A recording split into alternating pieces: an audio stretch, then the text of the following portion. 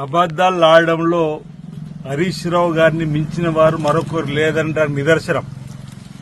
ఈ ప్రభుత్వం చేసేటువంటి కార్యక్రమాలను చూసి ఓర్వలేక ఈ ప్రభుత్వం వచ్చిన 3 రోజుల నుంచి బావా బామ్మడులు ఇద్దరు ఒకరిపై మరొకరు పైచేయి సాధించడానికి కోసం లేనిపోని కళ్ళబుల్లి కబుర్లు, ప్రజలను తప్పుదారి పట్టించేటువంటి కార్యక్రమాలు మసిబూసి మాదిరిగా చేసే విధంగా బట్టగాల్చి ప్రభుత్వం పైన వేసేటువంటి కార్యక్రమం చేయడంలో సిద్ధాస్తులుగా ఓవైపు హరీష్ రావు గారు, ఓవైపు కేటీఆర్ గారు, మరోవైపు ఈ మధ్యలో కవిత గారు కూడా.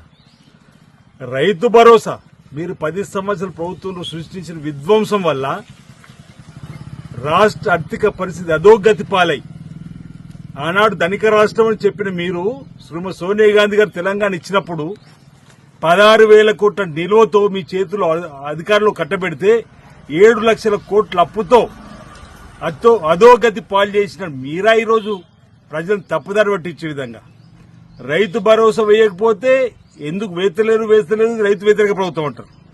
మీ హయాంలో 40 కిలోల సంచికి 4 కిలో అధికంగా దోపుకం చేసి రైతు రుణమాఫీ చేస్తామని చెప్పి వడ్డీ మాఫీ చేసిన మీరు ఈరోజు మేము ఇక్కడ రైతు భరోసాకు సంబంధించిన కార్యక్రమం గత 2-3 రోజులుగా ముందు ఎకరం ఉన్న వారికి వేసి ఆ తర్వాత 2 ఎకరాలకు వేసి మిగతా వరకు వేసే ప్రయత్నం చేస్తుంటే అబద్దాల హరీష్ రావు గారు ప్రచారం రాజన్న సిరిసిల్ల జిల్లా ముస్తాబాద్ మండలం నామాపూర్ గ్రామానికి సంబంధించిన సకీర్తి కనకవ్వకు 31 గుంట ఉంటే కేవలం 1,650 రూపాయలు వేసిండ్రు. ఇది కూడా రైతు భరోసాలో కోత అని చెప్పిన ఒక మాట విష ప్రచారం చేస్తూ రైతు భరోసాను కూడా తప్పుదారి పట్టించే ప్రయత్నం చేస్తున్నారు.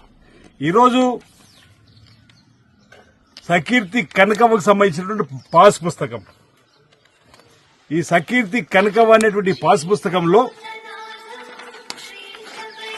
ఈ పాస్ పుస్తకం బిలో 4 గుంటలుంది. 943/10/7లో 7 గుంట ఉంది, కలిపితే 11 గుంటలు. ఈ 11 గుంటలకు Portugal State Bank of India నుంచి 1,650 రూపాయలు వచ్చినట్టుగా ఈ పట్టిక చెబుతుంది. ఇంత క్లియర్ గా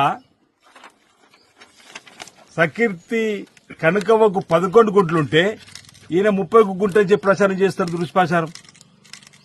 ఇంత క్లియర్ గా ఉన్నాక అసలు ఎవరి పేపరు ఎవరి పేరు, అసలు కంటికి మరి ఆయన ఆపరేషన్ చేసుకోవాలన్నా అంటే కళ్ళకి ఆపరేషన్ చేసుకోవాలి, మాకు అభివృద్ధి కనిపిస్తలే అని చెప్పాలి. ఇప్పుడు ఆలయంలో అందరూ ఊకే మా కంటి వెలుగు ఆపరేషన్లలో ప్రతిపక్ష నాయకులు కంటి ఆపరేషన్ చేసుకో, ఇప్పుడు ఎవరికి చెప్పాలని చెప్పి అంటున్నాం. ఇప్పుడు తను కూడా చెప్పడానికి సిద్ధంగా ఉంది.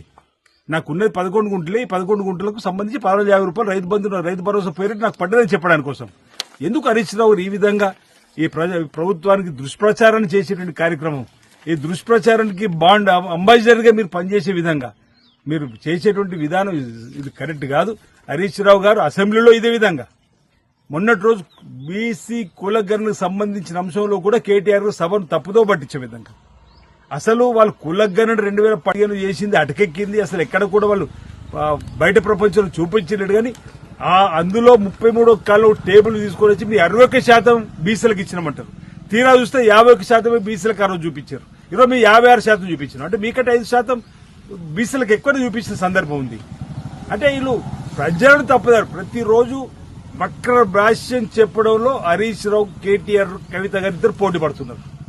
ఏ విధంగానైనా మేము మార్కులు కొట్టేయాలి, రేపు వచ్చేటువంటి దానిలో మేమేదో ముందుకు సాగాలి. ప్రజలందరూ కూడా ఇవన్నీ గమనిస్తున్నారు. ఈరోజు ఈ ఓర్వలేక రేవంత్ రెడ్డి గారు గౌరవ ముఖ్యమంత్రి కష్టపడుతూ ప్రతిరోజు 18 గంటలు గాడిని పెడుతున్నటువంటి పరిస్థితుల్లో ప్రభుత్వం పనితీరును ఈరోజు హైదరాబాద్ సంబంధించి కానీ ఇతరత్ర కాలం చేస్తే ఈ విధంగా ప్రతినిత్యం దుష్ప్రచారం చేయడంలో ముందుకు రావడం అనేది కరెక్ట్ కాదు. ఈ సకీర్తి కనకకు సంబంధించి ఉన్నది కేవలం 11 గుంటలే. ఇంతకుముందు నేను చెప్పినట్టుగా ఆమెకు 11 గుంటలు కానీ 1,650 రూపాయలు వచ్చింది.